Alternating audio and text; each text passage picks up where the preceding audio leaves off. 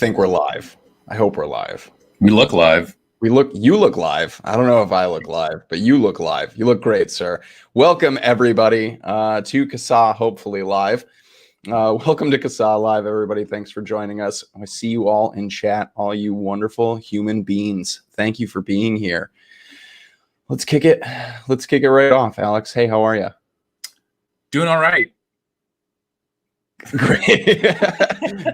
Every time we do one of these shows lately, I see you always your standing desk. You're always standing, and I have mine here. I bought one for the sole purpose of joining you in standing for these shows, and then now I just don't use it. But I do have a CASAA chair. Really? I mean, it's not like a legit CASAA chair, but it's like a color. CASAA color. So it's my CASAA chair. So Right. it still works. Fair One ball. of these days, though, I'm going to actually stand back up.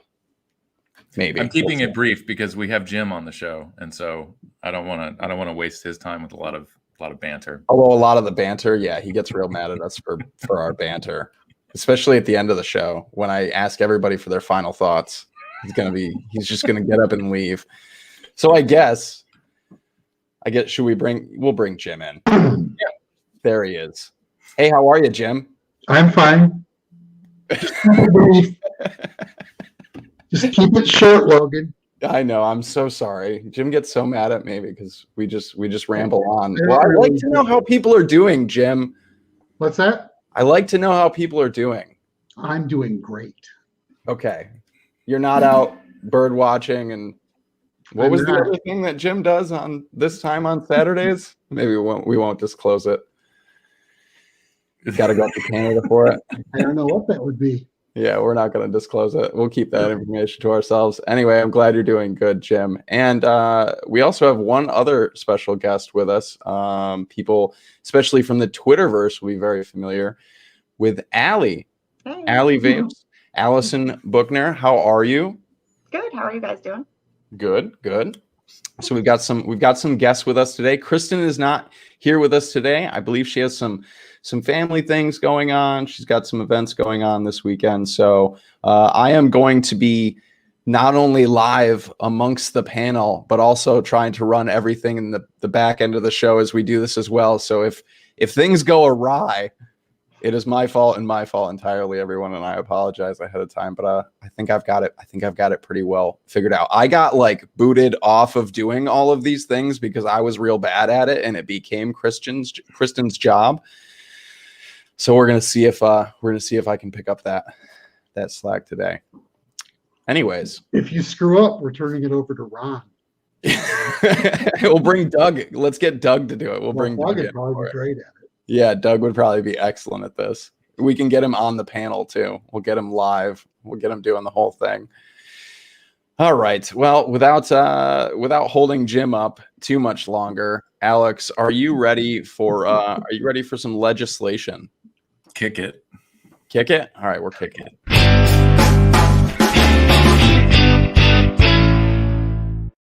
All right, Alex, let us in on all the good, bad, ugly things that are happening right now that people need to keep their eyes and ears on right now. Cool. So the first one, of course, is the national call to action that we've had up for, I guess, a few weeks now. Still ongoing, still waiting to see what kind of funding is going to go into this Build Back Better plan. And so don't need to go into the huge description here.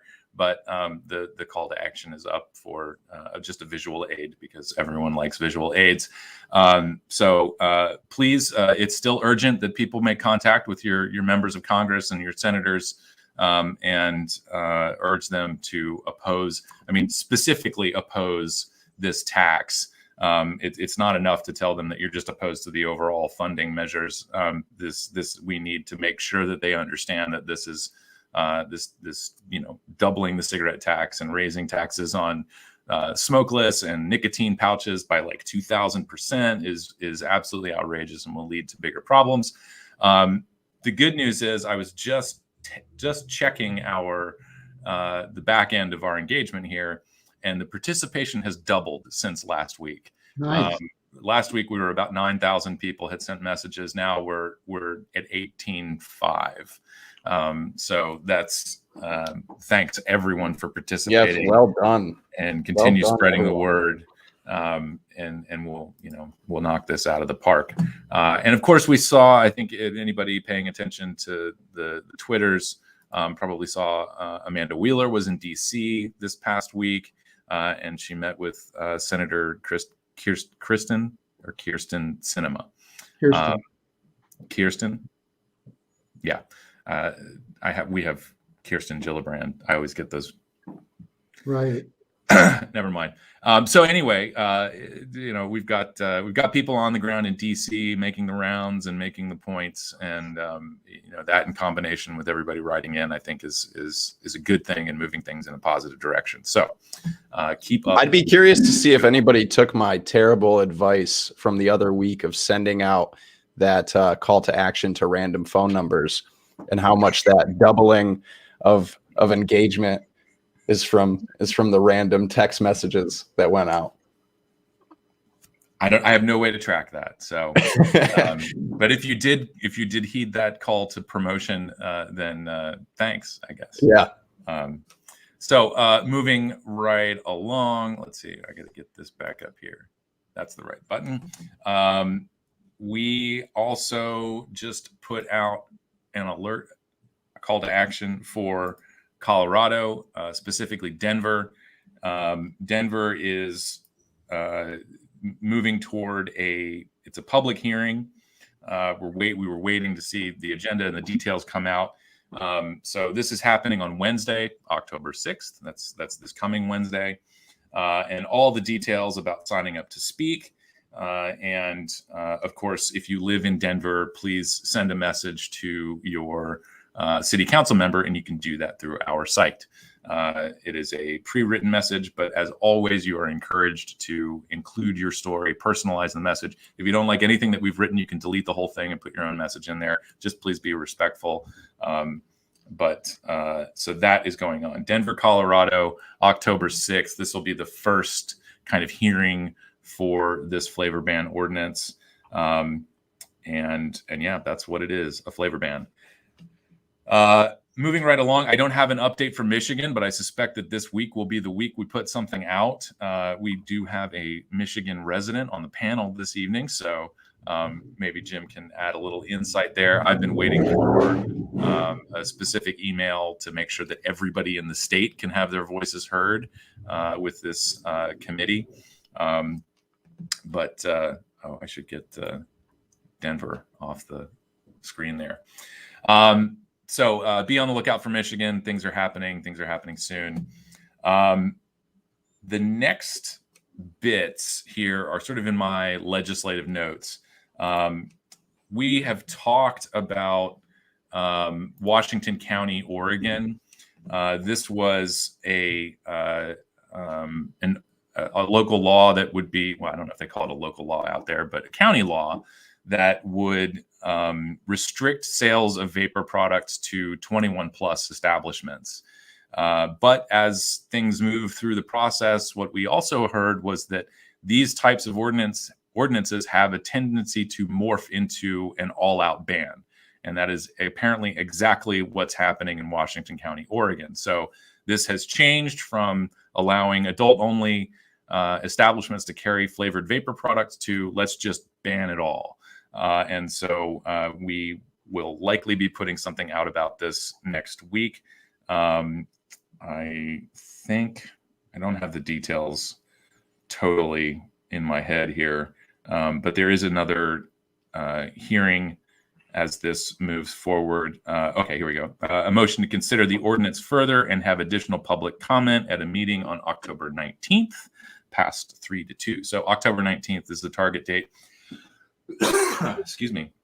And we'll be putting something up about that soon. The other thing is a bit of a heads up for Indiana. This came across the news wire yesterday or the day before. If you live in Hamilton County, Indiana, there's going to be an event. I don't know what to call it. Besides that, there's going to be speakers.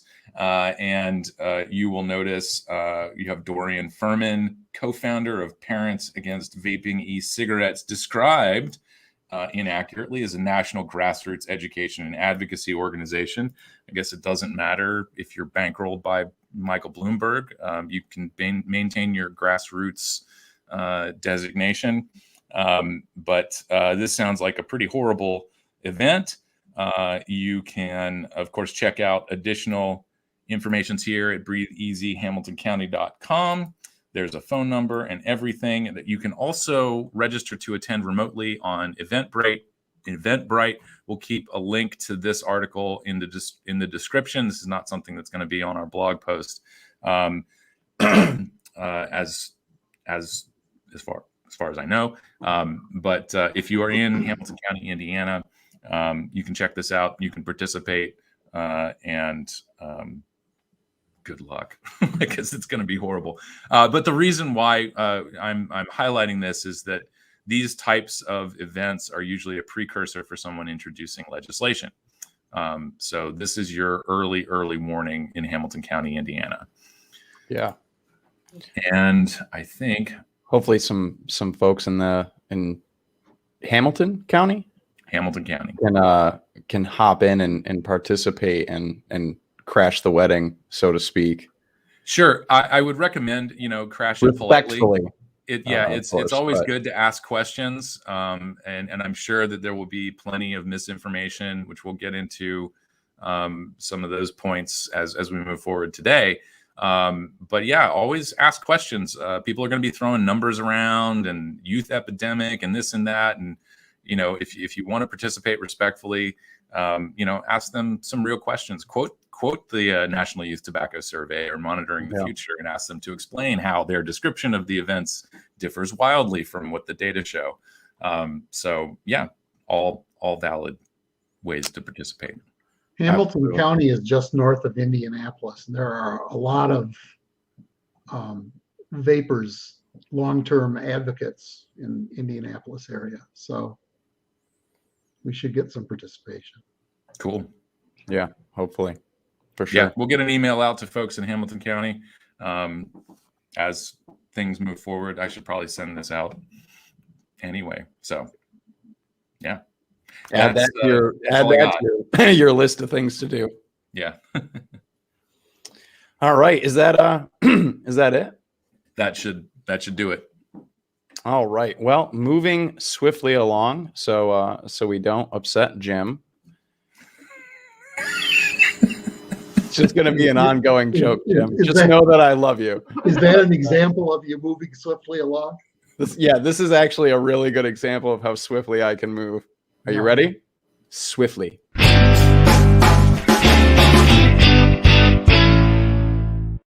All right, take 3. So Allison is joining us today. We didn't give Allie any homework. Allie has no homework today, but she's still going to participate along with us for the take 3s. We did, however, give Jim homework. So for everybody out there who's a big fan of reading Jim's work, you all get to listen and see him talk about it now. Should be quite a thrill. Yeah, that's what I was thinking. I'm excited. So I think we decided though that Jim goes last, right? Yeah. That'll Jim work. is going last. Jim, you have the segue take. So Wow. yeah, so yeah, you're the main star of the take 3s today. No pressure, Jim. I believe in you. Alex, do you want to kick it off? Do you want to start us out today? Sure, that works. Cool. So here we go. Well, I figured I'd just leave this up the whole time so that people could have some actual context for the numbers that came out this week from the National Youth Tobacco Survey. And I don't have a specific article really to point to, and we in the blog that will be posted later today, we just sort of say, that things are there, the information is there. New research, new data from CDC Tobacco Free shows a continued decline in youth vaping, etc. The interesting thing here, if you're looking on the graph, we're at 11.3% of any young people using vapor products, which goes all the way back to 2016.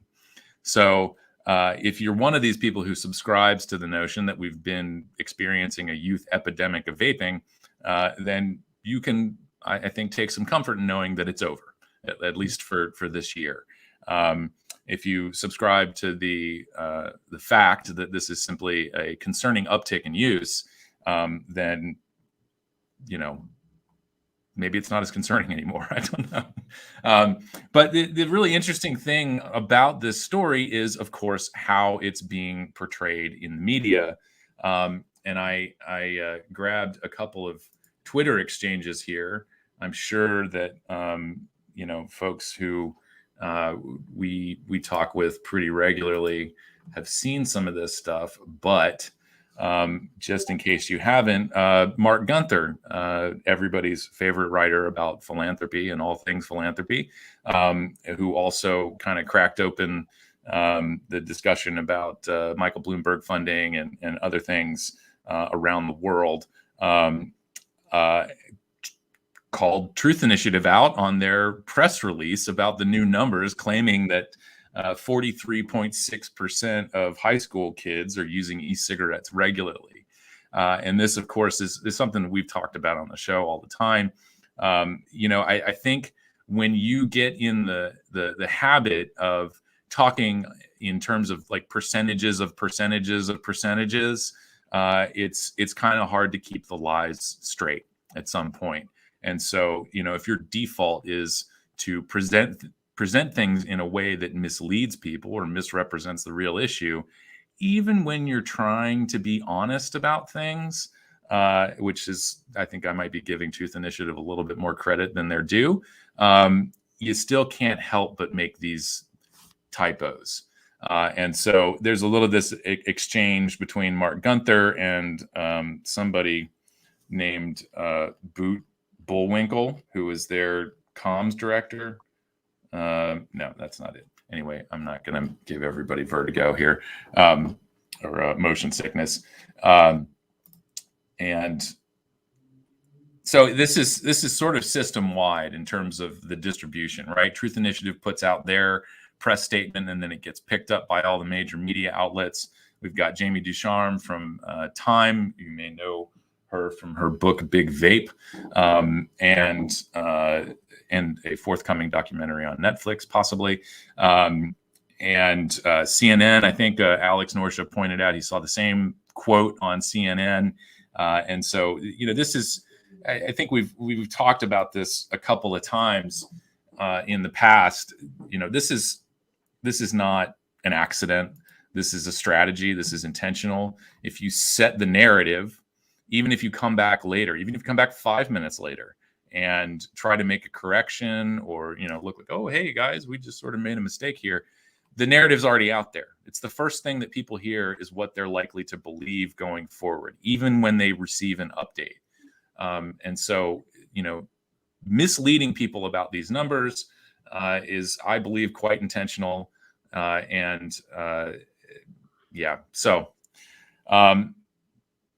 But the other thing here that Danielle has pointed out, and I'm pretty sure I'm going to screw this up, but this was the tweet that I showed here. Sorry, I'm not sharing my screen anymore. And that doesn't highlight it. There we go.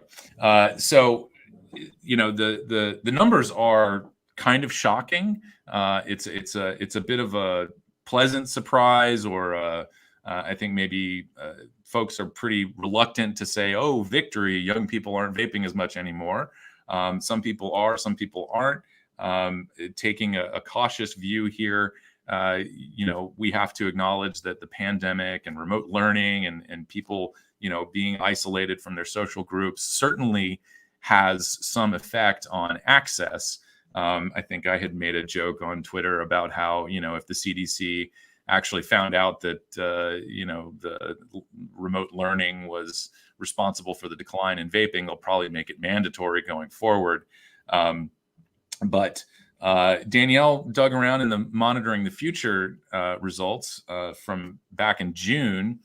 And this is still data collected in the midst of the pandemic.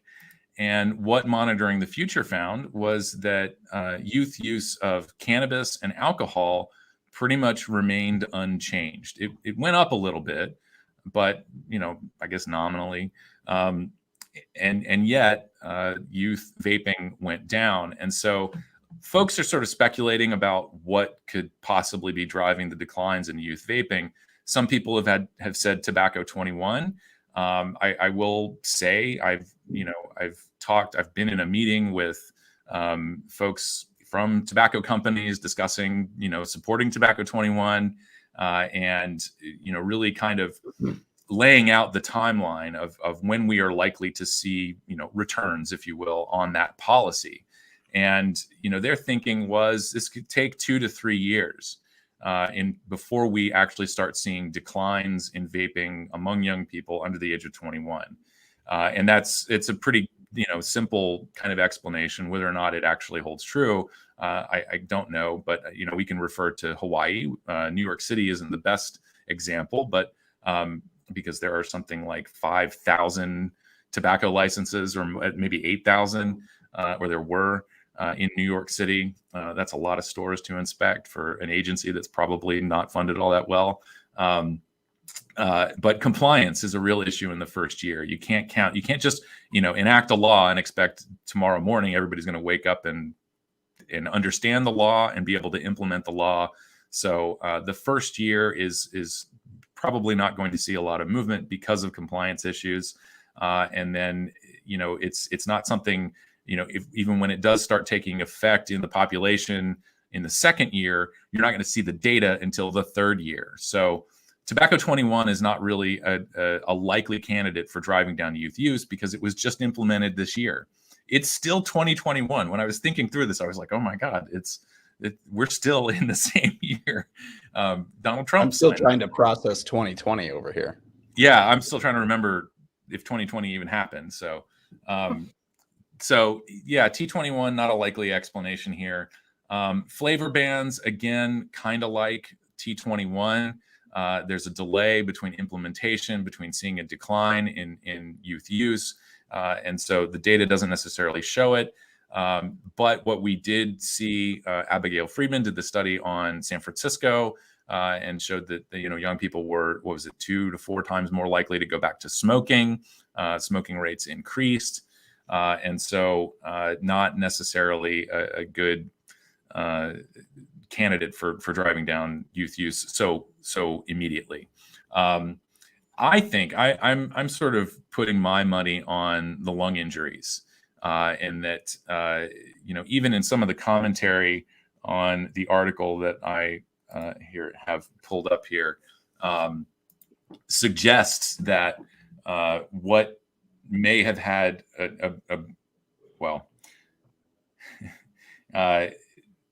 the best strategy is likely to be one that combines approaches to limit supply of these substances with efforts to decrease demand through educational and public health campaigns. And this is an article, this is from the NIH talking about the cannabis and alcohol use.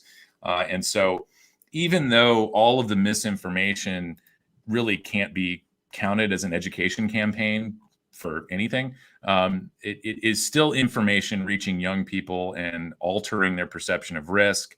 And so I would put my money on misperceptions of risks generated by the lung injury cases as discouraging young people from using these products.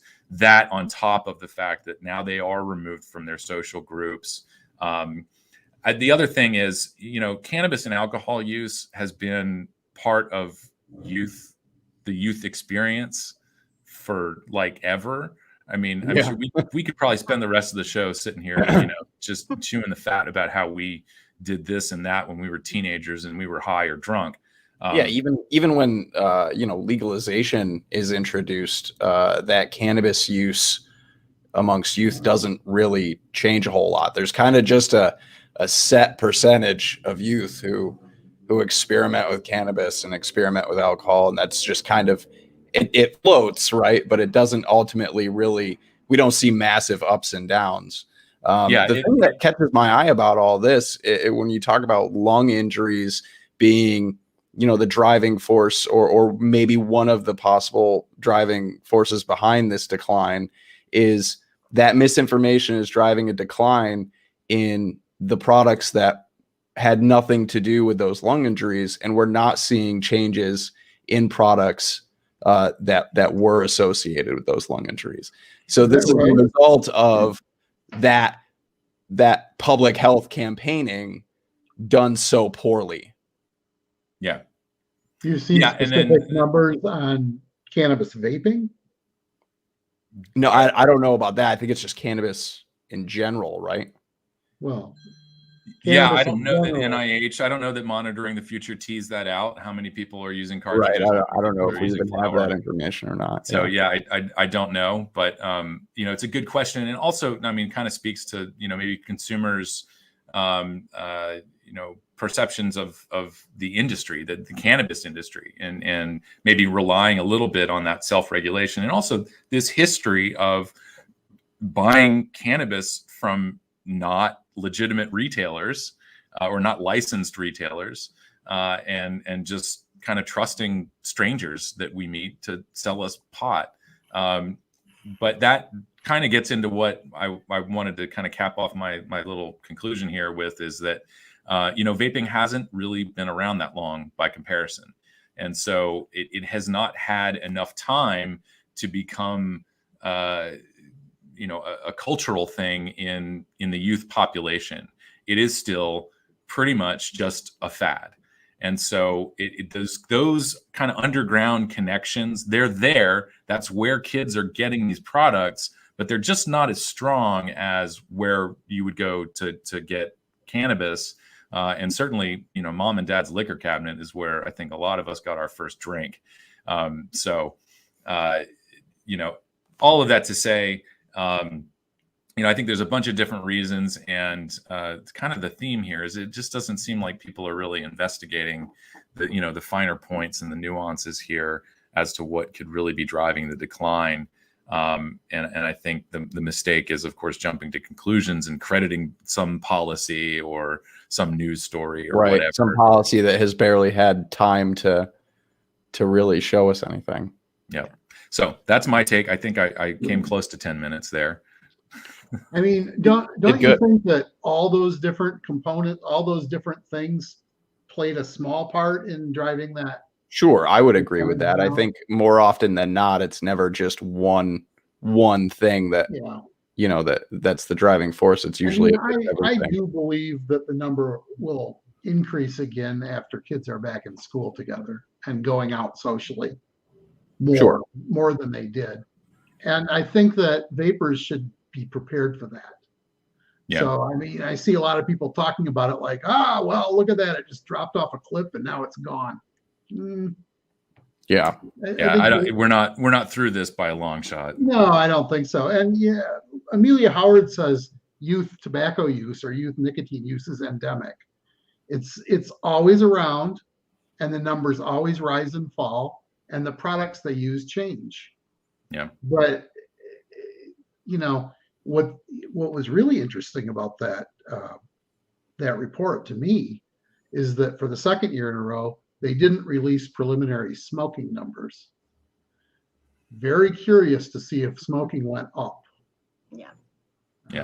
Because even if kids aren't meeting socially, I'll tell you what nicotine product is more likely to be lying around in their home: cigarettes.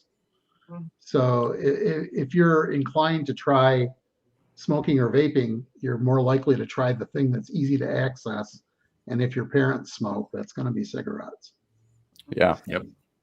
Yeah, it'd be awfully great if we could, encourage parents to switch to safer alternatives. It would be. Save the parents, thus saving the children. So another thing is that the daily use and the 20 or more days a month use, those are people who are basically committed to the product. We know from multiple studies that most of those people smoked before they vaped. I think that those are the people who are most likely to stick around and keep vaping when it becomes hard to get a hold of, and the people who are just like taking one hit off somebody else's vape at a party are just going to fall away, because that's the fad. Right. But there is going to be some level of teenage use that, adults are either going to have to accept, like they obviously have with cannabis and alcohol, or they're going to have to just carry on this endless panic forever and ever, which, panics like that don't sustain themselves. And it wasn't too long ago, Alex. I don't remember what show or how recently it was. We kind of made a note about, it's a relatively high percentage of people, adults at this point or whatever, who tried smoking at some point in their life, and that was it. Tried it once as a young person, wasn't for them, moved on, carried on with their lives. And then we look at that, we go, oh, okay, that's not a big deal. But when we put those numbers towards youth vaping, it seems like, we like to blow up that highlight of how many youth are vaping, when it's just that same experimentation. Yeah. Youth try it at a party, like Jim said, or wherever with their friends, and oh yeah, that's cool, that was great, and they move on with their lives. They're not interested. Any drug of dependence, and I don't necessarily include cannabis in that, but alcohol and nicotine, almost everybody tries it as an adolescent. Very few people, in some cases with alcohol especially, they continue to use it. Very few use it in a problematic way. Sure. Yeah, but that's drugs in general. Always does. And if nobody tried alcohol, there would be no alcoholics. Right. But everybody does, and so you wind up with, I don't know what the percentage is of people who drink that do it in a troublesome way, but I think it's probably like 3-5%, something like that. Yeah, I have it in my head, and I feel like I've read this somewhere, but I have a problem with getting numbers mixed up a lot. So I have anywhere from 15 to 20%. Like that's what really? we can expect from substance use. And I don't even want to. I mean, if we want to talk about substance use disorder, then yeah, I think that's a smaller number. But generally, just at the population level, I think it's fair to expect around 15 to 20% of people, that's young people, to be trying in that realm, drugs and other things. Yeah, I've always heard 80 to 90% of people who use drugs do so in a non-problematic way. Yeah. Right. Yeah. And it's the 10 to 20% of people who do experience dependence, have issues, or move into the realm of addiction. But that's the group that we focus so heavily on, and that we portray when we talk about drugs. We don't talk about the people who, once a month on the weekend they go to a party and use cocaine. We don't talk about those folks because that's not newsworthy. That doesn't, right. And those drugs like cocaine and heroin, which people think of as hard drugs, are the ones where, forever and ever it's been, portrayed as you try it once and you're hooked for life. Which is just false. There's no drug like that. It's not the way that drugs and dependence and addiction. And the fact is, most people who use those drugs don't use them in a way that disturbs the fabric of their life. Yeah. I will throw. Sorry, I just want to throw one plug in here for a book that I read that has some good information in it. It's called Outgrowing Addiction by Stanton Peele and Zach Rhodes. One of the things that they talk about is, of course, outgrowing addiction and what are the chances of young people outgrowing substance use. And out of, like heroin, cocaine, methamphetamine, and nicotine comes in about like 85%. You have an 85% chance of outgrowing any nicotine use, like by the time you get into college. And so this is all sort of part of rethinking, addiction, substance use disorder, and treatment, and so on. And of course, educating young people about these substances. When you get into like heroin and cocaine, it's like, low 90%. Obviously, I think that, it's a little bit stronger effect, a little harder to get. You need a little bit more planning. Yeah. But yeah, just wanted to, I brought that up, I think, on a couple of other episodes, and figured it's worth repeating since we're having the conversation now. Yeah, absolutely. All right. Well, I suppose we will move into my take this week, which I'm not going to spend a lot of time on. I'm going to blame Jim for the majority of that spiel that we went down, telling me that I need to hustle things along. You just blew 2 minutes that you could have. I know mine's fairly short and sweet this week though, so we'll just get right into this. This is an article from the Baltimore Sun. Here we go. Raising cigarette tax will further stress relationship between police, vulnerable communities. This is from Sonia Pruitt. I hope I got that right. Sonia, who is a former police captain in the Montgomery Police Department, who says, I can say without hesitation that increasing taxes on these products will contribute to the already stressed relationship police have with our most vulnerable communities, and that Maryland's congressional delegation should oppose this measure. So this is, again, highlighting the federal nicotine tax that Alex talked about at the top of the hour here, that we have our call to action out for. This article really just lays it out from, race and class issues involved here to the tax itself on Maryland residents, their funding in Maryland as well. There's a lot of really good points here. Alex pointed out to me before we started the show too, Maryland, I believe Maryland, right? Specifically, Montgomery County specifically, already has a 40% yep. nicotine tax. Is that an excise tax? Wholesale tax. So obviously this would go on top of that as well. So I don't want to spend too much time on it. They do highlight here. We highlighted, and CASAA put out a press release during the Ocean City incident on the boardwalk for using an e-cigarette, where a young black man was tased and hogtied and thrown in the back of a police car, which was just absolutely appalling to see. Which is again why we put out a press release on it, and which is something we don't want to see in the future, but. These taxes, these measures, this legislation, things like this increase those tensions and give more power to law enforcement to do what law enforcement does. I made a promise before the show I wouldn't say too much on my overall thoughts there, but yeah, this is a great article. This comes from somebody who has obvious experience in this field, in law enforcement, and how these interactions can go. And is urging lawmakers to do everything possible to remove this massive tax increase from the budget reconciliation bill and avoid harmful consequences of these tax hikes, like unnecessary interaction with law enforcement, illicit markets, safety concerns, race class issues here.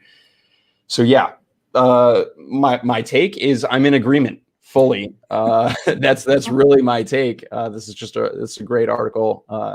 Sonia really breaks down kind of everything bit by bit here, and highlights unfortunate consequences like what happened with Eric Garner as well. So this is a great article. This is going to be. Do we have a blog post this week? We do. When Kristen gets back, I think she has some time. I'm going to go ahead right now, and I'm just going to drop this in chat for everyone to go ahead and give this a read and share it around as well. But once Kristen gets back and puts our blog together for the week, it will be available there as well. And you'll be able to find it in the descriptions and everything else as well to this and to the podcast later on.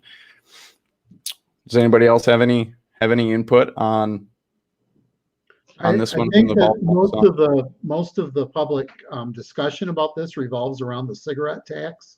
Yeah. And that vapors need to be aware that you don't have to defend cigarettes to oppose this tax. This tax, in addition to doubling the federal tax on cigarettes, creates a new tax on all nicotine products, including vapor products, that is going to increase the price smokeless, snus, by all 3, of it. 4, 5 times. Yeah. And if you want to see a breakdown of that on vapor products, we have a handy chart on that call to action. I think Alex looks like he's digging it up right now. So people, if you haven't been tuning in, or if you've missed this, or you haven't done the call to action, you haven't seen this, and you're curious as to what that tax looks like on vapor products and how astronomical and absurd that tax is, Alex has some of it right here. And CASAA's broken all of this down. So there it is. Yeah. So the way this works, guys, this is not a bill on its own. No, this is part of being inserted in the spending bill. Yeah. And this spending bill is going to pass just with Democratic votes. Yeah. So it's a reconciliation bill, and in the process of budget reconciliation, it can pass the Senate with 51 votes. Doesn't need 60 like you would in what they call regular order, where there's a filibuster. Right. So we have to keep this out of the bill. It's not a matter of asking people to vote against the bill. Nobody's voting against it.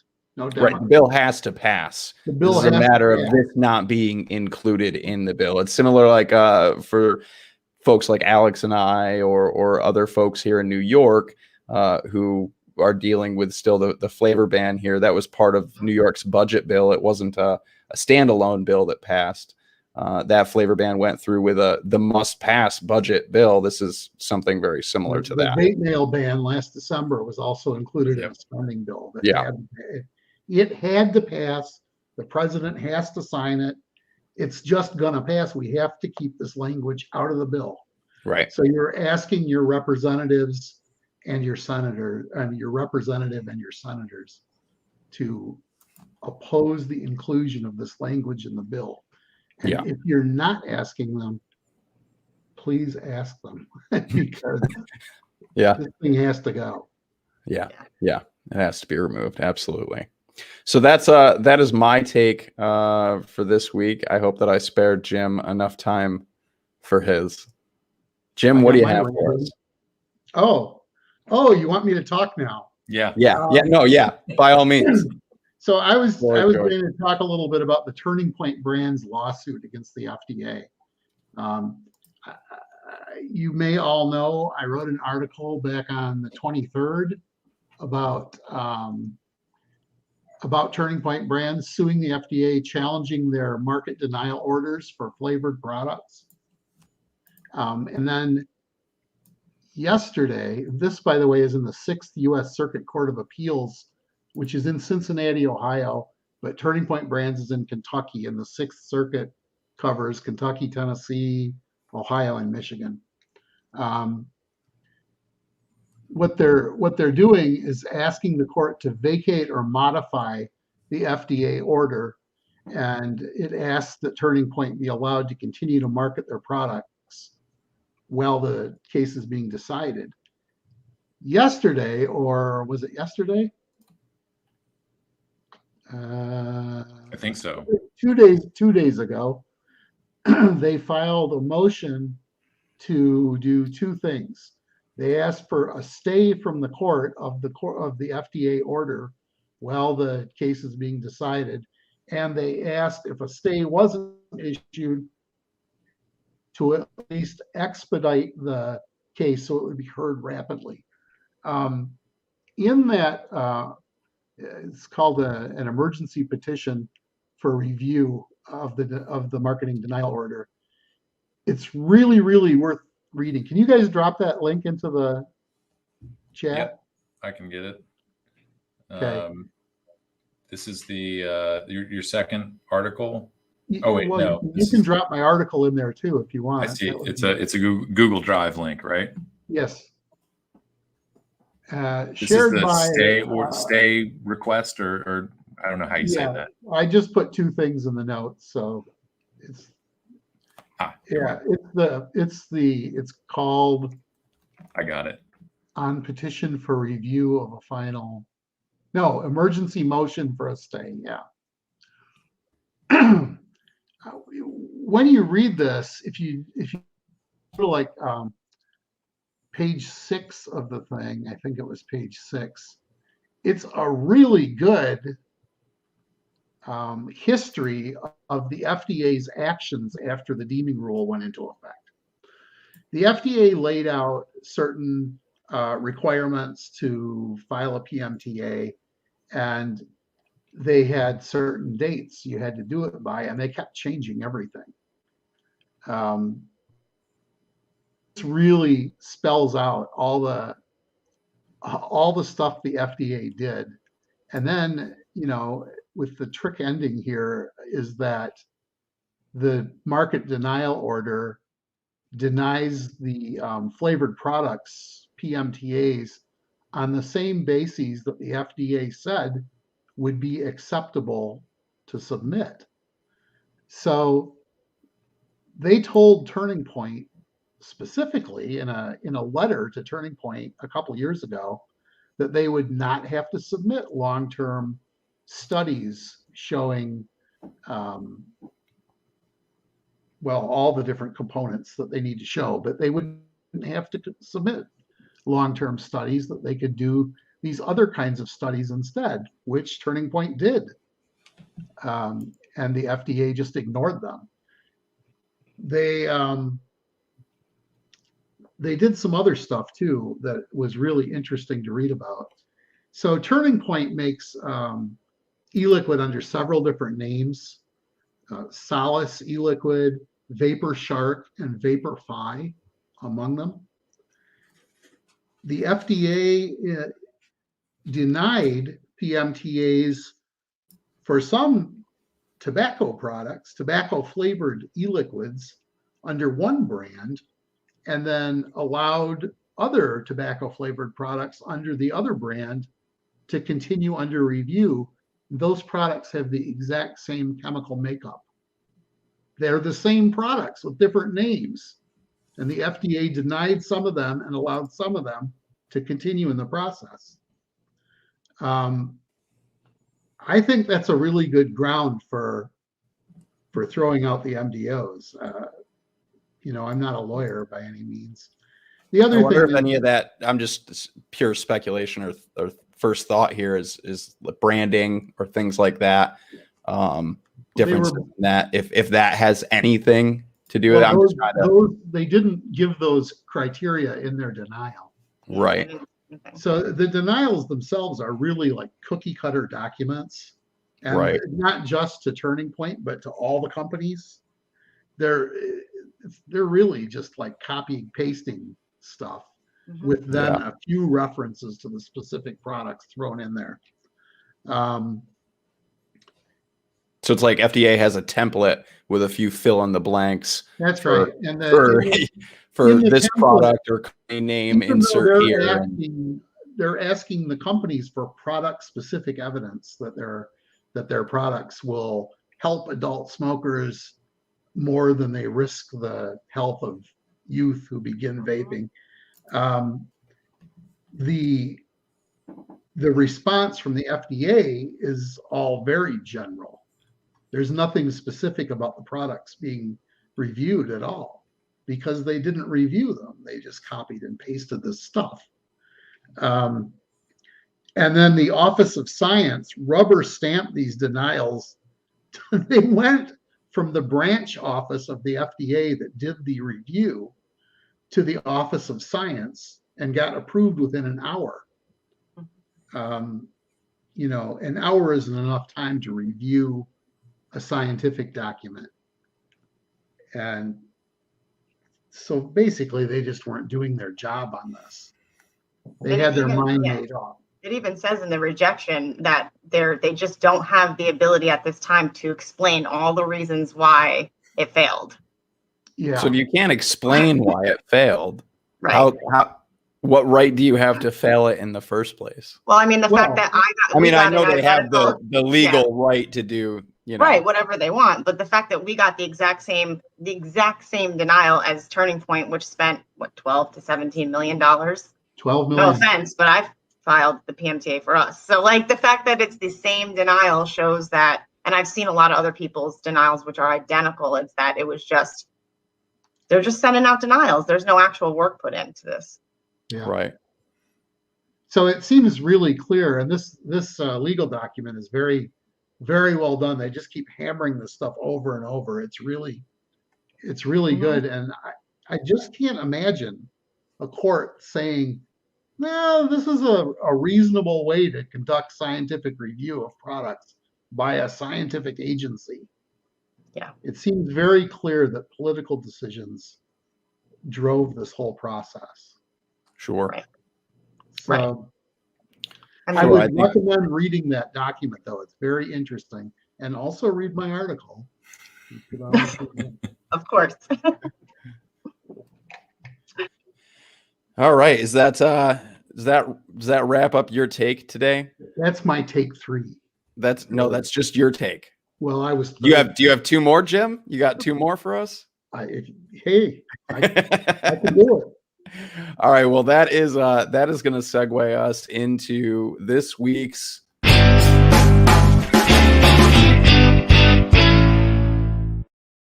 we're diving deep. And this whole discussion here is really kind of the reason why Allie is with us today, to kind of dive a little deeper into these MDOs, what FDA is doing, because you have a lot of experience with PMTAs. I don't know if I can explain what the FDA is doing. That's a lot of pressure. Yeah, okay. Well, we won't put that on you. I don't know if anybody can really. No one knows. I don't think they know. We'll try to get Janet on. We'll try to get Dr. Woodcock on. Good luck with that. To see if she can explain what FDA is doing right now. But yeah, MDOs.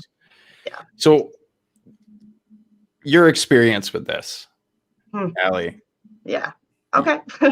Sure. Yeah. Let's relive this. Let's break down. Yeah, break it down for us. This is a safe space. No, for sure. You can relive it. We'll be there. Yeah. Yes. And there's definitely some things, full disclosure, right, that you can't put out there into the world. For sure. So yeah, we'll if there's any questions or things like that come up in chat, and you can't disclose it, just let us know, and we'll move right on to something else. So okay. Well, I guess everybody here knows, I just said it earlier, I filed PMTAs for my company, everything but the scientific studies, which I was waiting to hear back from the Office of Science, and also waiting to have a lab available. Just because we had COVID, there was no availability to have a lab available to do our testing. And it says in the PMTA you have to have a meeting with the Office of Science before you're allowed to do anything with testing. Okay, so we had a date, we got our letter, we got our acceptance letter, we got our filing letter, and then the scientific review, I believe, letter.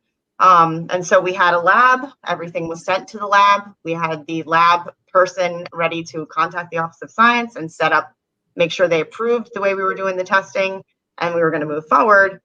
And literally a day after our samples arrived at the lab, we received our MDO. So that was unfortunate for us. Decided obviously not to move forward with testing, and now we're trying to figure out, which I'm sure a lot of other people are, what do we do next?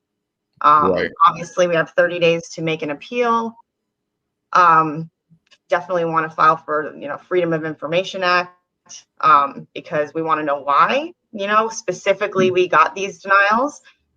There was no issues. We never received any deficiency letters, anything that we had to correct. So, we were thinking maybe we might make it, I just kind of thought 50-50 shot when we filed, but it's better than not filing.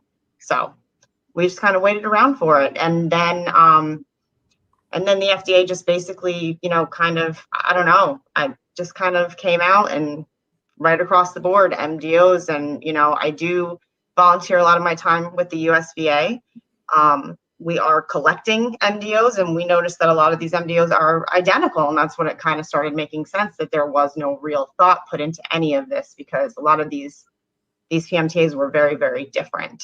And just a blanket response with no detail whatsoever, not to mention the fact that our menthols and our tobaccos and all of our zeros got denied, which, right, we were just like, right. Well, we thought these were okay. So I think it got to a point with maybe there was a little bit more detail put into these bigger companies, because maybe they thought they had a chance that they could come back, but we just got a flat out, every single thing we filed was denied. Wow. Yeah. So we're in the So- midst of filing, for the appeal and hopefully, seeing, I think that the more people that file these lawsuits, the better. It's definitely going to get some attention for sure. Yeah. That's I meant to mention that other companies are filing suits too. Yes. Yeah. I think Demand Vape just filed. I know I've there's heard, a co-packer. Yeah. Biddy Vapor Yeah. did. Yep. I've heard Demand. I've heard Avail and Biddy, McDonald. like BIDI, right? Yeah. Biddy. Yeah. Okay. Biddy, like the Indian cigarettes. Right. Mhm. Yeah. So, and also, we've heard of a company having a visit from the FDA and kind of being presented with an affidavit to sign. Upon further review of that affidavit, which they weren't given options to even let a lawyer review the affidavit, it was on a computer screen with a request for a digital copy. The attitude was kind of, well, call your lawyer, we can read it over the phone to him now, which is not how that works. And clearly in it, it stated that it was that we were not, or that they were not, going to be manufacturing any ends or distributing any products whatsoever, which means third-party parts.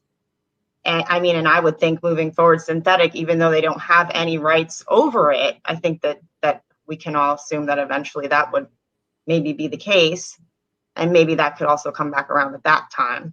Yeah, it wasn't too long ago that we discussed synthetic and TFN here, kind of just being a kicking the metaphorical can or whatever on the road for a lot of companies, kind of just because FDA doesn't currently have jurisdiction over synthetic and TFN doesn't mean that in some form or fashion, whether it becomes a nicotine or becomes a tobacco product or becomes a medical product, that they will most likely eventually have that.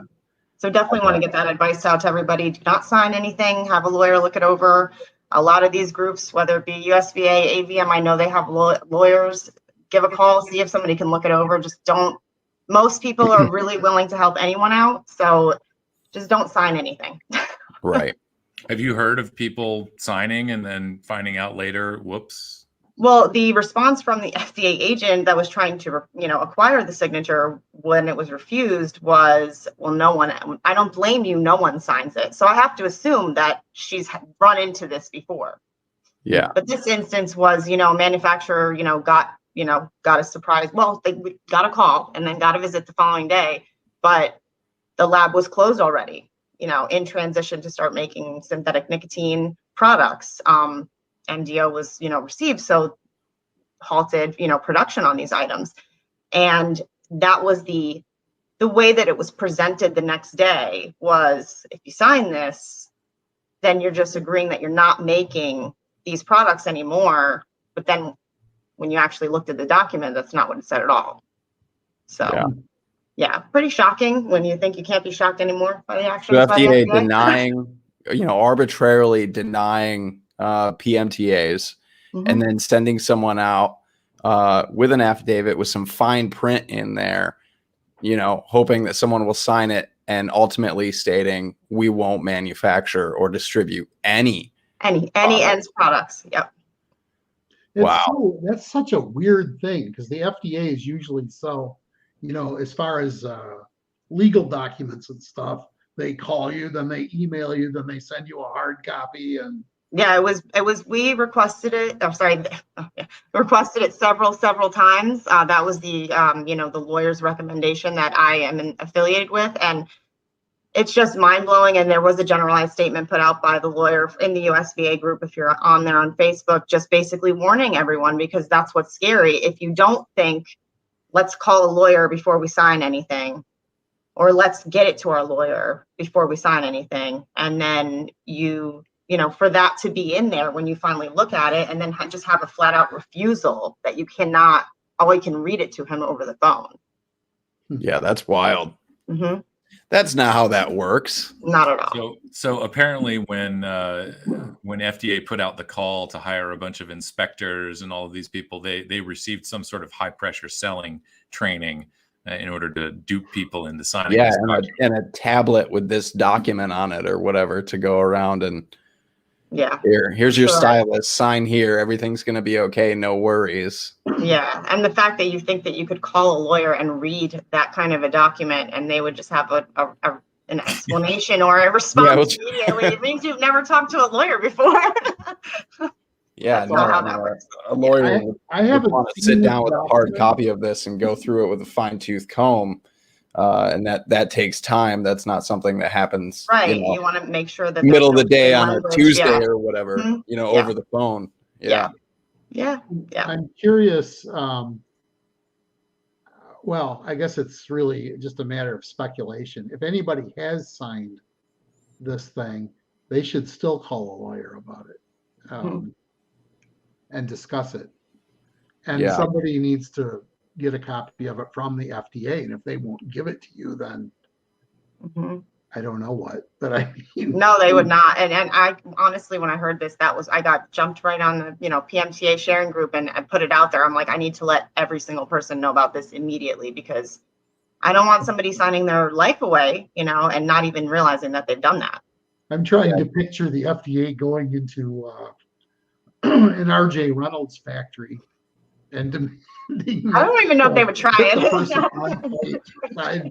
Yeah, it kind of sounds like I definitely think the FDA underestimates small vape a lot of the time. Sure, and that's where they're just trying to pick people off, targeting the little guy. FDA walking into an RJ Reynolds facility with a tablet and a stylus. Hey, will somebody sign this?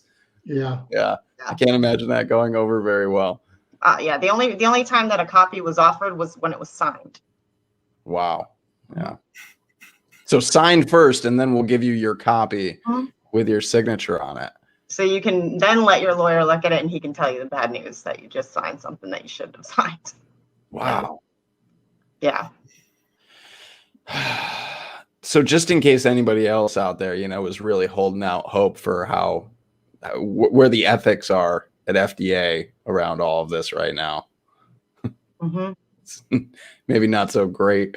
Yeah, this definitely feels, I don't think that I don't really have any hope with them, but now I really just feel like it's just a completely different kind of attitude. I think that just a blanket ban and not I don't have a better word for it, but it feels predatory. Yeah, I think is the word that I want to lean into here, just towards whatever small, naive, not prepared for this shops and manufacturers are, out there. And I mean, you still hear today, there's certain times I'll catch on Twitter a shop owner or something that is like, wait, what is happening? And you're like, wait, how do you not know? It's those folks that I worry about the most. It happens a lot more than uninformed and unaware of what's going on. Yeah. And having an FDA, somebody from the FDA walking in with something like this, and then basically, like you said, signing their livelihoods away without even really realizing. Yeah, I literally had like a full-on panic attack. I was like, I need to get this information out as soon as. Why is no one approving my post in this group? Everyone needs to see it. Wake up, mods! Come on, we need to get this out there.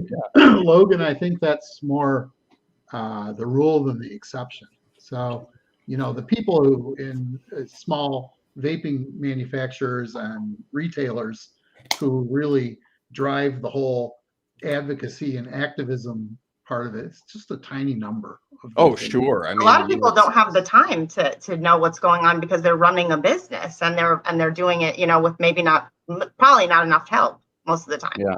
And that's like you said, Jim, that's advocacy. And that's when I think of the majority of advocates that I know out there, they're on Twitter, and a lot of folks, a lot of open system users, things like this. When you talk about the millions of e-cigarette users in the United States, the vast majority of folks are just everyday people who, bought a Vuse or a Juul or an Enjoy or something, and they quit smoking. And that's great. And they live their lives and they have no idea any of this is even happening. That's the overwhelming majority. We quit shipping in March, and I get calls still to this day. Why can't I order anything from your website? And I'm like, well, it's astronomically impossible for us to pay all these states, all these fees, and get all these things together to be able to continue to provide this for you. And it's heartbreaking, but But yeah, that right there, for anybody wondering, is why CASAA exists and why we constantly tell people, please share everything that we put out. Please just talk about CASAA. I mean, every chance that I have. Just the other day, I was in my local 7-Eleven buying a pack of pods off the wall because I use them from time to time at work. And the person behind the counter had made a comment about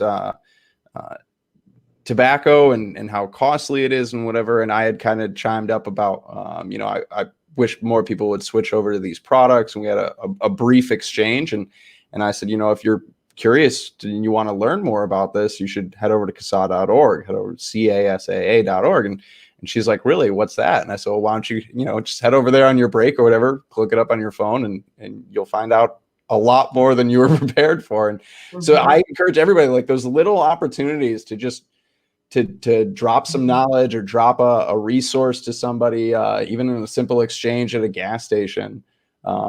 Because the more people that know, the better, whether they're. We send out a newsletter weekly and we put all the links to all of the stuff and we add all the articles and then that's the same people that call me and ask me why they can't order online. And I'm like, oh, we got to make the headline scarier.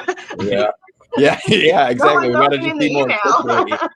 Yeah, I gotta work on these titles to these streams and just make them super clickbaity. Yeah. Logan, just to expand on that a little more, even in the open system space, most vapors don't know what's going on. So yeah, absolutely. Like the segment of advocates within that space is even. Well, that's who we cater to, and they don't know. Yeah, that's right. And Allie can probably bear this out for me. I'm going to venture that most vapors, the vast majority of vapors who buy in vape shops, go to the same vape shop they started vaping at. They buy the same liquid that they started with, or maybe a different one. I don't know. Yeah. But they aren't experimenting a lot. They aren't buying a lot of like flashy brands that get a lot of press. No. They aren't reading Vaping 360. They don't know what CASAA is. Right. Most vapors don't even know they're vapors. Right. Yeah, and most people don't like change. That's why they smoke the same cigarettes for 30 years. They don't want to change anything. So when they move out of South Carolina, let's say to Florida, and they've been ordering online for us for 6 years and they can't get their one liquid, like to me, I don't really see much hope for them not going back and getting their cigarette that they were used to before, because now they can't get the one liquid that they thought was okay to vape. Yeah. That's right. And most of the vape shops that have like a house line of e-liquid, or they make it on site, whatever. Yep. That they sell, and that's what most of their customers use. Yes. And now those customers, if that shop closes, now those customers are just turned loose in the world with no knowledge of what's out there. Yeah. Yeah. And they're like, why would you do this to us? And I'm like, it wasn't us, I promise. We really did not want to do this. We want to shut down our online business. But it's just and then a lot of those same folks, if this budget proposal goes through with this tax, those same folks are going to walk in and the cost of their e-liquid is going to go up dramatically. Insane amount. If they were teetering on, whether or not to continue, maybe they can't get their liquid otherwise, it starts to become too much of a hassle. And now this new tax kicks in on top of that. Again, how many people are just going to go back to smoking? And I do want to underscore for anybody out there thinking that synthetic is a loophole to the tax. It's not. It's included. Right. It is included. Make sure that we've made that clear in our call to action and just reiterate that here. This is anything that is nicotine is going to be included in this tax. The only loophole to this tax is a black market, and a serious black market, not a gray market. Yeah. And I know I say, and I could DIY. I know a lot of people can DIY, but I definitely know that like the 75-year-old man that I hooked up with his first starter kit that's still vaping that same tobacco flavor, the one guy that buys the tobacco flavor in our shop is not going to go home and mix his own liquid up. And that's even scarier because, that's either cigarettes or getting at this point, don't know is reliable. Yeah. If that tax goes through, I mean, even DIY in and of itself, Right, because you still pay the tax on the nicotine. Yeah, I mean, like Jim said, you're looking at straight black market nicotine across the board, because I already know a number of places are no longer even selling nicotine in bulk right now. And if that goes through, Alex, what was that on the? I know you're going to pull it up one more time. Yeah. Right here, this bottom one, 1,000 milliliters of 100 milligram. Just the tax alone on that, $5,560. That's just the tax. That's a liter of the most common DIY that's formula. And that typically that bottle, if you go and buy it online until this year, costs between $50 and $100. Yeah, I've got a vacation in my freezer right now. So do I. I bought a freezer. Like, I'm going to Cancun, baby. You know. This is you guys. If I die in the next 5 years, you want to be sure to come and get some nicotine. Yeah, I'm headed right for your freezer. I just got a cross layer. And so 2 more things about nicotine for DIY. One, you're not supposed to ship that through USPS, even before they come out with their ban, whenever that is. USPS doesn't carry nicotine. Now, I know of one company that is shipping nicotine by USPS, but anyway. And so if FedEx and UPS don't ship it, which they're not, and USPS does, it's hard to get nicotine right now. Yeah. So what's going to happen when all this stuff kicks in, and if that tax passes, you're going to see.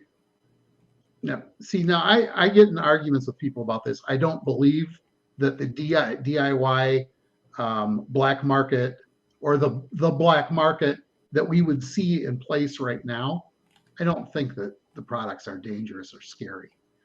No. But if you have 500,000 vapors ordering 100% nicotine from China in 60 milliliter bottles that are small enough to get through, international shipping without. People aren't very cautious and do not properly do their math and measurements. No, forget measurements. Opening the bottle and sniffing it will kill you. Yeah, sure. This is like pure nicotine. Yeah. If you spill it on your hand, it's dangerous. Everything about it is dangerous. And you can order it from China. I can go online right now and find it. Yeah. In small bottles that will never get caught going through customs.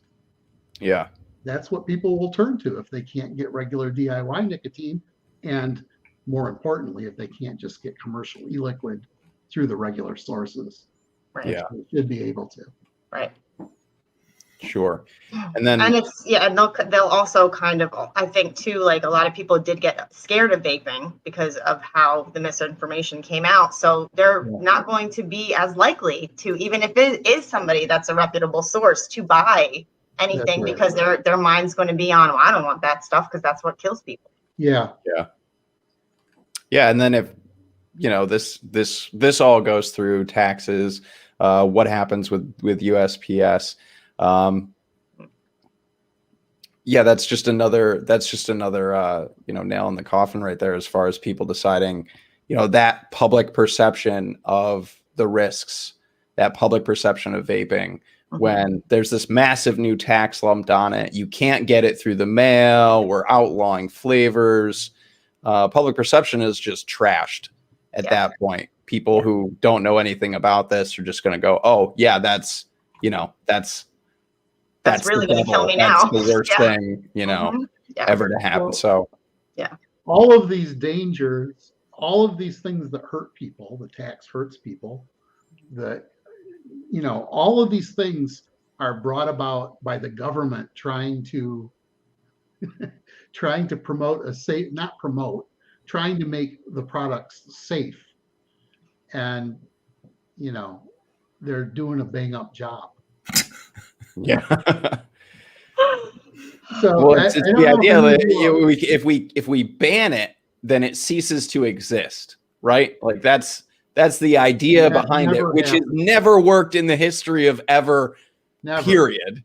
Never. And they're not The even only thing doing that's it ever like happened when you ban a product is that you create a more harmful or more risky Right. version of that product, and you also create a lot of socioeconomic and social issues that come along with that. Social justice issues. You create, criminals. You create all sorts of things. There's racial things that get involved. There's a whole mess of things that come with the banning of products. And it's never that the product goes away.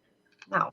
That's never on the list of things that happens. Do you Never. guys know the story of paraquat in the 70s? I feel like I've heard it, but I don't know it. Okay, paraquat is it's a defoliant. It kills plants, and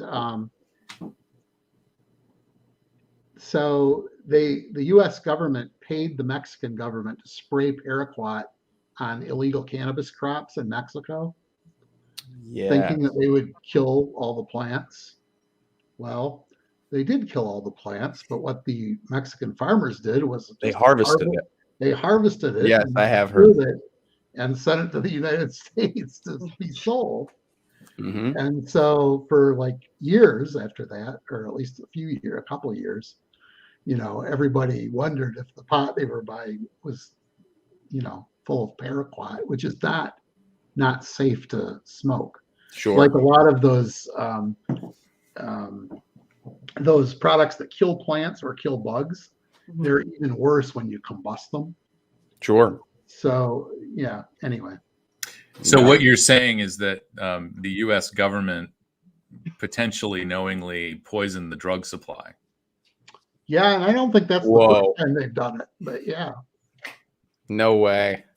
Shocking. So yeah, I only bring it up not to put my tinfoil hat on, but that's something else for people to be on the lookout for. They poisoned the alcohol supply. Yeah, actually, I mean I don't want to put tinfoil hats on either, Alex, but that's actually a really good thing to kind of keep in the back of your mind.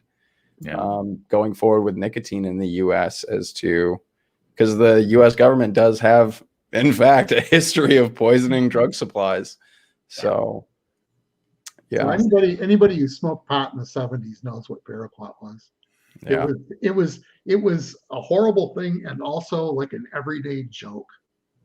Like you started coughing from smoking a joint. You go, oh man, that's full of paraquat. Yeah. And, everybody laughed, but it probably was. Mm. Yeah. Wow. Well, glad to say I was born in the 90s, Jim. So it's before my time. The paraquat was long smoked before I came around. That weed was long gone. Yeah. Most of that weed wasn't very good anyway. But. Yeah. So I guess is that kind of, do we have any chat questions? Anything from anybody in chat about MDOs? And Alex, you look like you've got something right on the tip of your tongue right now as well. Yeah, I feel like I have some questions, and specifically for Allie. So since we've got you here, and in on the back end here on our show notes, I had labeled this segment of our deep dive as sort of telling the story that the media isn't. And so, and again, I understand there's some boundaries as to what you can talk about, but as FDA is releasing these, putting out their statements about the denial orders and what all is involved, what their review consists of and what they concluded, which was that companies were not submitting sufficient evidence to support that the benefit to adults outweighs the risk to kids. Right. And the story that we've been telling here is that companies really didn't have that chance. Number one, it's unaffordable. You mentioned labs not being available. And then what we're hearing now with the MDOs is that you guys really weren't given that as guidance or advice from FDA. So, for fear of this sort of straying into the whole, perhaps there are people out there that may think that, the independent vapor industry is getting their just desserts because they're not skilled enough or organized enough to be trusted with manufacturing and distributing these products. I'm sort of curious. I mean, this was not something that you did in 15 minutes. This is something that I assume has taken perhaps a year or more. It should have probably taken multiple years. I mean, you guys had all of these compliance deadlines to meet. And so I've sort of imagined this as a conversation between the manufacturer and FDA. How much of that back and forth did you have over what period of time? Okay, so, well, I feel like a lot of the things in our PMTA were really, really good because the owner's brother is a chemist. So when all the new regulations came out, at that time he'd gone over it with a fine tooth comb. We had made name changes to fit in accordance with what they were asking for, label changes, updated SOPs. Everything was very, very detailed. So I was kind of hopeful. Like I said, I did see some other PMTAs, but we all worked as a group. Everything was kind of identical, and we felt like we had everything we needed with the exception of the scientific testing, which you have to have done in a lab. So that when I submitted the PMTAs, there was no deficiencies, because a lot of the deficiencies that I saw or that I heard about were names of liquids, the labels being too enticing. Well, we had already gone over all of that with that chemist, to make sure that everything was in accordance with what they were asking for when all the rules changed in 2018, I think it was, when the warnings had to go on the labels and stuff, like 2017. So all of that was revamped.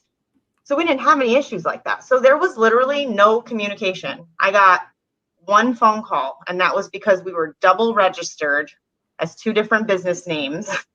There was the one, and then it had transformed to an LLC, and they never got rid of the original one. So I had to submit a request and a signed letter that said, yes, we're this entity now solely. All the PMTA submitted is supposed to be for this. Then I received another acceptance letter for all the flavors together, because I kind of got a couple for different flavors, and I'm like, why is this all separated on different PMTAs? So I had them, put them all together, and that was it. That was the one and only time I talked to Raquel, who is saved in my phone, because when she called me, I'm like, I'm saving her number. So when she calls again, I recognize her. There was no communication whatsoever at all from them, nothing. So, I mean, that being the case, I think, I was sort of under the impression, I imagine a lot of other people are under the impression, and certainly some businesses out there were under the impression, that FDA would be doing things to help small businesses. I don't know the size of your company, but I imagine that you qualify as a small business. We have 16 locations in South Carolina. We are definitely still a small business.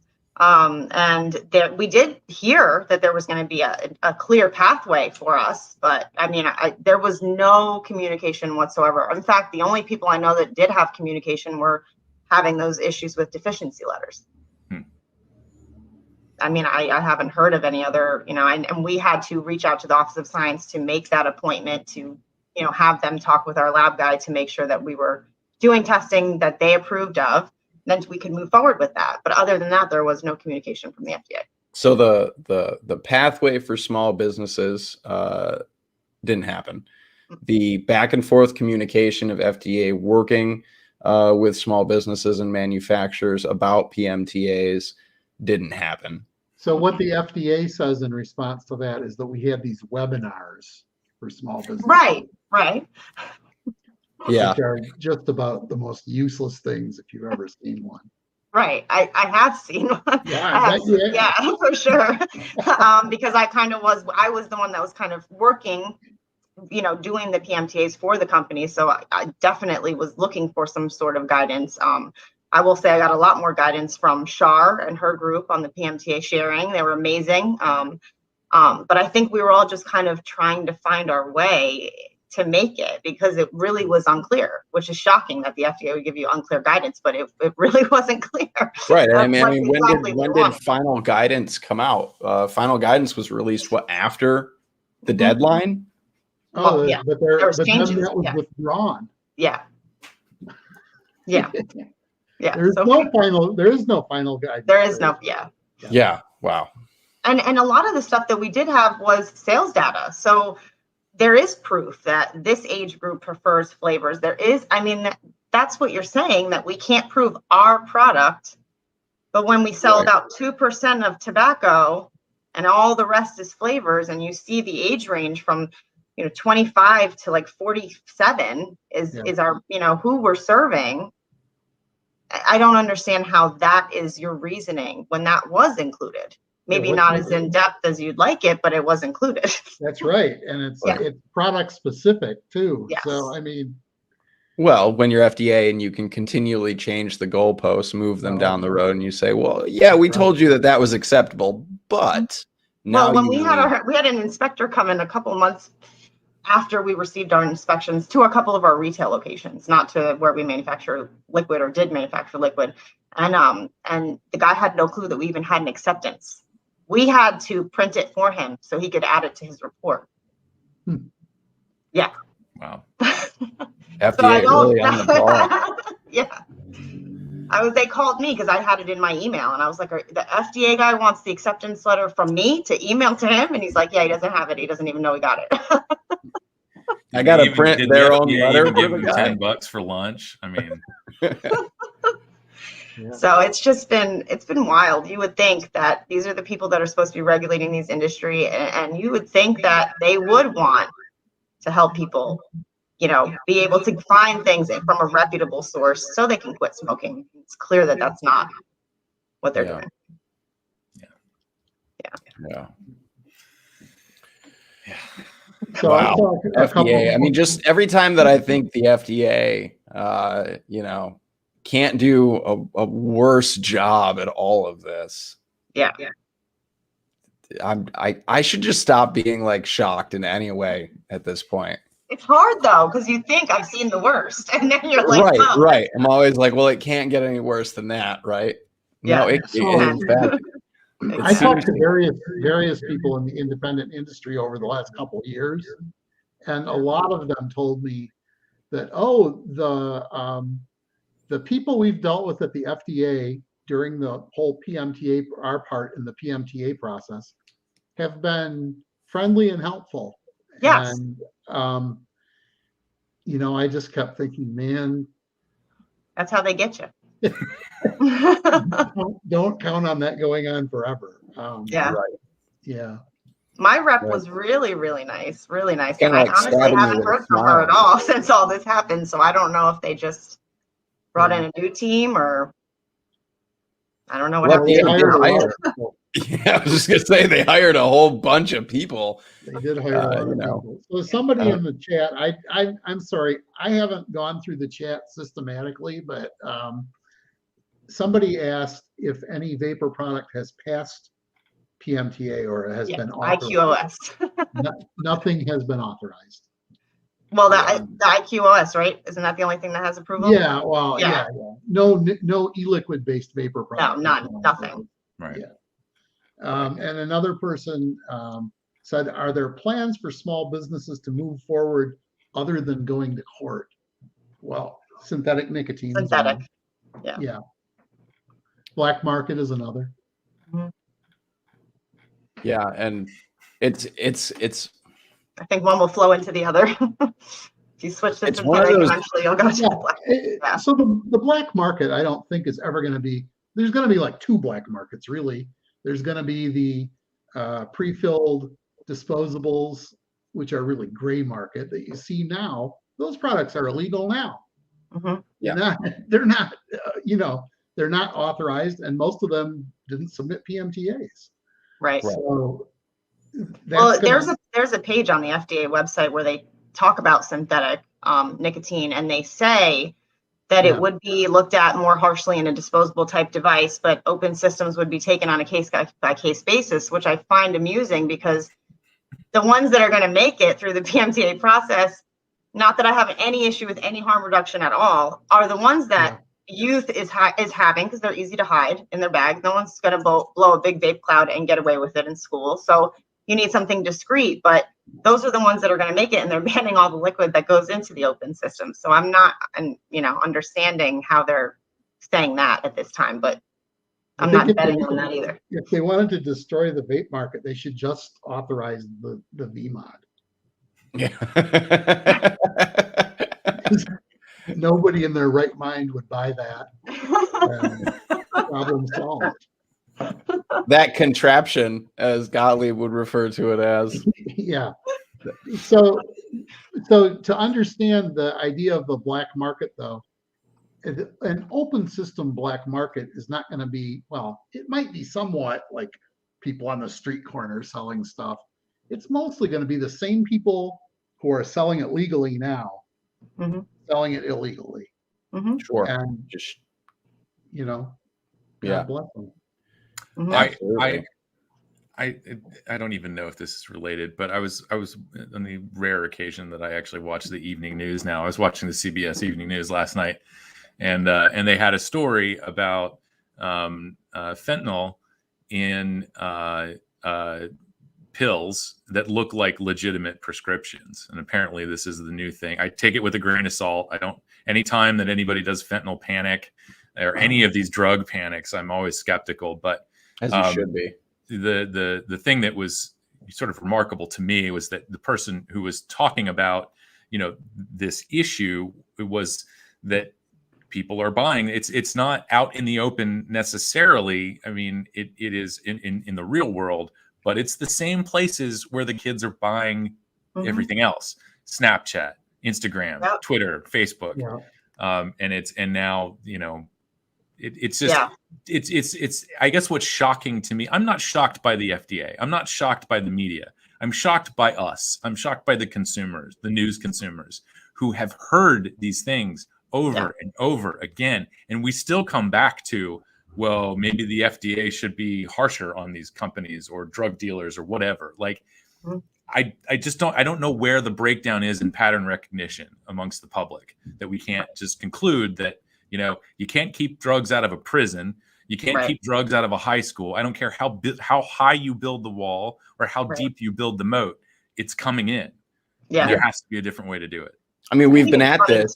How quickly people like parents who made these same choices and experimented with things, and they're still here. And kids want what they can't have. Yeah. They forget so quickly that that's just what kids do, and it's not the right thing, but it's what they're going to do. If you tell them not to use something, they're going to want it. That's why the DARE program failed too. Yeah. Yeah. Oh yeah, DARE was a miserable failure. There were so many kids at that time who didn't even know what drugs were. Yes, me. A DARE officer and a police officer into my elementary school. Came in and told all of these kids, hey, these are all these drugs. This is what they do. They're going to make you feel great. Don't do them. Don't do that. And kids were here's like, how to use them. Right. Yeah. Here's how to use them. Don't do it. Yeah. What a great. Yeah, no. Kids always listen to what you tell them. Exactly. They don't ever go against that. I mean, you can say the same thing though for any abstinence-based programming, whether we're talking about drugs or we're talking about sex or we're talking about whatever. Unfortunately, it just doesn't work. Like the reality of any abstinence-based education messaging, it just doesn't work. It would be ideal if teenagers weren't going around having wild, unprotected sex and doing drugs and drinking and, driving or things like that.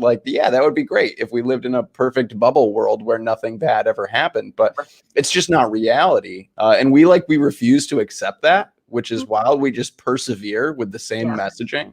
So it works for a small number of people. Yeah. And the people it works for are the same people who grow up to start more programs like that. Sure. Yeah. And I'm telling you, this catchy is acronyms. There's a tiny number of people that respond to that kind of. But the vast majority of people don't. They just. Yeah, I think that's. You remember the sex ed teacher in Mean Girls? If you have sex, you will get chlamydia and you will die. You'll die. But that's unfortunately that's the messaging really that a lot of kids get, and it's one of those situations, and teenagers experiment. So when you teach kids, all drugs bad, all drugs kill you, you'll hallucinate, jump off roofs, things like this, you'll murder your family or whatever, and then kids go out and they experiment, they smoke a joint, something like that, and then nothing bad happens to them. Questioning of, well, what else have I been taught that's wrong, and and all of that gets kind of thrown to the wind. At least that's how it worked for me. I had my first joint and I was like, oh, cocaine should be fine. Meth is a great day. I mean, that's not literally how it happened for me. There's a lot of nuance in that story, but when you're taught these things are terrible, horrible things, and they're going to destroy your life, and then when you try them and that doesn't happen, all of that messaging breaks down. The trust breaks down, you begin to question it, and you're more apt or more willing to at least experiment with the other things, because that risk, the way that you perceive those risks, you don't have any honest information to fall back on. All you have is the information that you were taught that was clearly a lie, that you've already disproven through your own self-experience was a lie. So you kind of just gamble on it from there, or you proceed to Google things, which is often a terrible idea as well. But kids are better at Googling things than adults are. I mean, if you were to just go on Google right now and type in vaping, I mean, you're just going to get a slew of terrible misinformation, or Google smokeless tobacco. I mean, you're just going to get, again, a slew of horrible, terrible misinformation. So same with fentanyl. You're just going to hear a bunch of stories about cops having panic attacks and overdosing, and it's just going to be, it's just not a great way to I mean, unless you're good at actually Googling and using Google Scholar and really digging into actual information. But otherwise, for most people, especially parents are the one. I always fall back on parents, and not in the sense of like blame the parents, parent your children, because parenting is hard. Allie's a parent. She knows firsthand parenting is not the easiest thing in the world. Right. And the idea of like blame the parent your kids better, parent your kids. It's just not most parents have so many things going on from day to day. When you hear something on the news and a quick snippet about, 95% of kids are shooting fentanyl in the bathroom or smoking it or whatever. It's you hear these things on the news, and a lot of parents don't have the time, the resources, the knowledge to actually get real information. And that is their lone quick snippet source that they now have to fall back on in order to protect their kids, because that's parents' first and foremost concern is I have to protect my kids. I have to keep my kids safe. I don't want bad things to happen to my children. And that's the result of that misinformation. Is like, that's it. That's all you have to fall back on, unless you're a parent that has more time. And right. Well, imagine you're also a parent that quit smoking, because now I feel super awkward. I don't even take my vape anywhere near the school. Like my son he's in the marching band. He had a football game last night. And I'm like, I don't want anyone to see a vape on me. Like, I don't want to be, that person that now looks like a bad influence. But these kids, and like, that's were taught in itself right there. Yeah, we were taught cigarettes were bad. So I remember going home and telling my mom every day she was going to die because she smoked. So I imagine that happening with these kids, being told all these things about vaping in school and going home. And it's like, now you're punishing your parent who quit smoking with vaping because you're telling them they're going to die. We lost Jim somewhere. We lost Jim. His internet's been cutting in and out. So hopefully he'll come back on here. But I was going to ask, so in your corner of South Kakalaka, what kind of education are your kids getting about vapes? Well, my son knows better, because I talk to him about everything like he's an adult. I feel like he has the right to know everything. He also would never touch anything that's not age appropriate for him, because I taught him better than that. Parenting your child is an amazing thing, what actually you can accomplish if you try, not just try to ban everything. But so my son, Landon, he's 15. He's in the marching band. He plays the trumpet. He's fantastic. And I went to hit the game last night, and I met his new girlfriend. And I was giving her a ride home. And so, of course, as soon as I got into the car, I was vaping my face off, because I had not vaped the entire game. And I was like, oh, this is not for you, Lily. Don't ever touch anything like this. And she goes, oh, no, I play sports. She goes, I need my lungs to be healthy. And it took everything in me to just let that go, because I'm like, this is not the time to explain to this child anything at all. Like, but it really kind of shows, because they haven't had any distance learning, at least in his school. They're not even doing that anymore. It's all in person. It has been all year. But it was really hard for me to hear that, because you see the information that's being given out right there, and I'm not going to correct it, because I don't want her to ever have the impression from me that that she should vape. But I kind of put my vape down and didn't touch it again until I got home, because I was like, man, like, now I feel awkward. Like, she probably thinks I'm poisoning myself, and I shouldn't feel that way. But you can see what's coming out of the schools. My son doesn't tell me any of it, because he knows it gets me really upset. But he does know the facts. But I also trust him that he's smart enough to make good choices and know that he should never touch any of my stuff, and he never has. I think I'm still fortunate in the sense my kids are both young still. I have an 11-year-old and an 8-year-old, so they're both still in elementary school. Well, my oldest is now in the middle school here, but I think we've only gotten one like snippet bit in a newsletter from the middle school that even mentioned e-cigarettes or vaping, and it really wasn't. It was just kind of like a hey, reminder to parents, this isn't allowed kind of thing. Like, obviously, thanks school district, great job. But I'm fully anticipating as they get older and move, more into high school and things like that. And I'm a lot like you, Allie, in regards to my kids are very aware of what these products are, who they're intended for, what they do, and the risks associated with them, just because, and I'm that way with my kids in regards to drugs too, because my kids have both had, not like dare officers and things like that, but drug conversations, drug, I don't know, criteria or whatever, and stuff from the schools. And we have those conversations, and we're very open and honest, and obviously my kids, they know better, but my kids are also aware of risks and safety and things that they can do personally and ways to stay safer and make safer choices. So I think for any parents out there, I hope that people are having, I don't want to tell people how to parent your kids. They're your kids. I just hope that people are perceptive to those things and having honest conversations with your kids as opposed to, I mean, I know anything my parents told me was like kind of like hands off, I shouldn't be touching. That's what I wanted to get my hands on. So I wanted to make sure that my son is aware, because I have vape stuff all over my house. I just wanted to know, like, this is not for you. And if you don't ever smoke cigarettes, which you never will, you won't ever need to use one of these. Yeah. I mean, unless we ban these products out of, existence, or which doesn't happen. You can't ban things out of existence. No, you can't. But yeah. Anyways, does anybody else have any questions today? Questions for Allie or Jim? Please, everybody, just ask Jim a whole slew of stuff right now. Well, I was going to say, Allie, I mean, before we start wrapping things up here, is there anything that we didn't ask that maybe we should have paid more attention to? I don't think so. Not that I can think of right now. I just think the biggest thing I can leave people with is don't sign anything unless you have a lawyer look it over. Please. Yeah, absolutely. All right. Well, I guess that's a good spot to wrap things up here. So thank you for.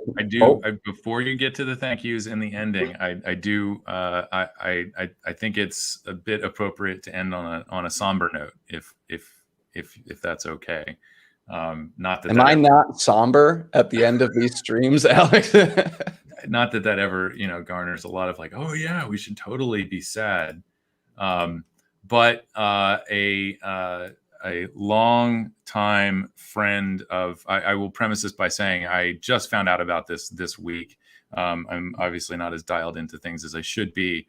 But in August, a longtime friend of the vaping community, longtime supporter of people who smoke and people in recovery, passed away, Father Jack Carney. I had the privilege of meeting him once in California at ECC of all places.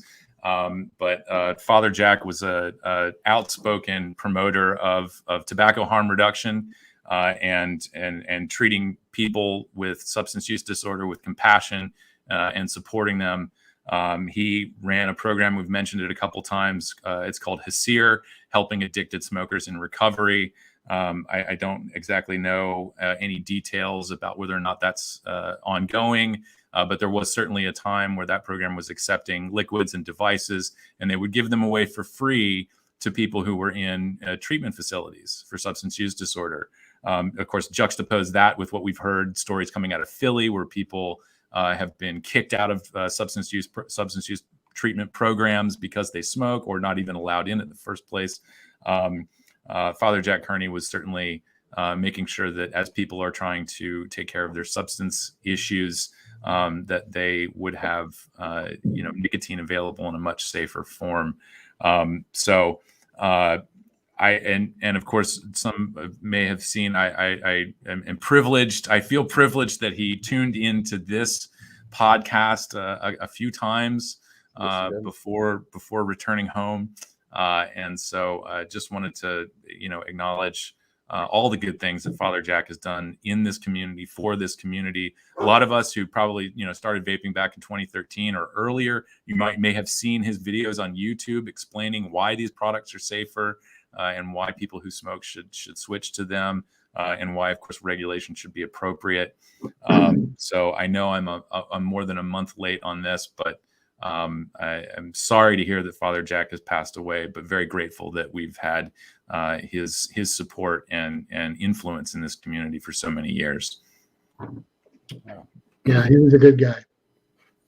I never had the privilege of meeting Father Jack, but I do remember him popping into the stream and Alex specifically, shouting him out and saying hello and things like that. So yes, thank you, Father Jack, for everything you've done. It's just incredible. It's often a thankless position he was in. So, all right, definitely ending on a somber note. I gotta try to pick myself. That's incredibly sad. Oh my god, I'm not. Laughter is it's my reflex to. Well, it's gratitude. We can all focus on the gratitude, I think, and we've all, anybody who I think has had a conversation with Father Jack, or he was one of us. All we want out of this is for people to have better options, and so we're grateful. Yeah. If that doesn't cheer you up, I don't know if I can help you, but. Well, it does. It cheers me up. But I'm just going to try to get through this now without. I'm going to choke up. It's just sad, would see people pass who do so much and have given so much. So, all right, everybody. Thank you, everybody, for being here. Thank you for tuning in. Thank you, Jim, for joining us today. We appreciate you taking the time out of your bird watching to be on the show with us and talk about all things vaping. Allie, thank you so much for joining us and sharing your experience with PMTAs and MDOs and this affidavit that's going around that people need to be aware of and not to sign without speaking to a lawyer. Please, people, just don't sign things without. Like if somebody walks in is like, you should sign this. Don't sign it without talking to a lawyer. That's just a great rule of thumb to live by. But thank you to everybody out there for tuning in today. For people who are going to be tuning into the podcast, for podcast listeners, the full version will be out on Monday, as well as the shorthand legislative rundown version for people who just need that legislation and the need to know stuff right out of the gate. Otherwise, I think that's going to do it. Please, if you haven't joined CASAA yet, please do. Please get that call to action. Keep it circulating. Get that all the calls to action that we have, but in particular, definitely the nicotine tax CTA that we have out right now. Alex told us earlier we doubled in engagement in the past few days. It's basically doubled. So let's do that again in the next couple of days. Let's double that again. So share it on all your social media, send it to all your friends, text it out to random phone numbers. I promise it looks like it's helping anyways. Just get it out there everywhere. And I think that's going to do it for this week. Same time, same place next week, 4:30 p.m. Eastern, 1:30 p.m. over on the West Coast. Anywhere else, you're going to have to do the math yourself. And that's going to do it. All right, stay safe, everybody, and we'll catch you guys next time. Bye. Bye.